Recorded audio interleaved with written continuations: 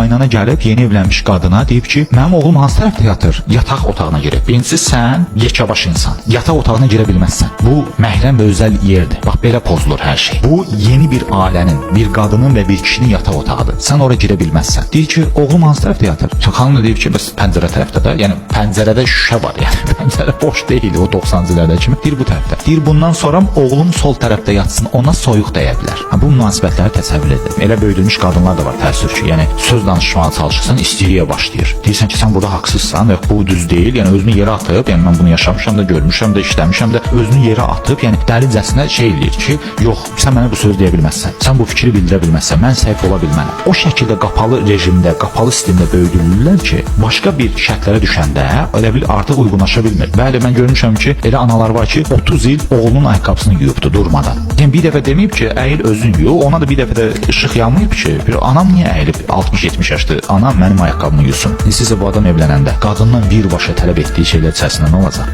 Ayaqqabımı yusun. Bəli, ayaqqabı yuyular, yəni yoldaşın ayaqqabısını yuyur, mən də yuymuşam xanımın ayaqqabısını və s. Bu problem mövzusu deyil. Belə mövzular ümumiyyətlə problem ola bilməz. Amma bu artıq bir tələbat və məcburiyyət səviyyəsində olacaq.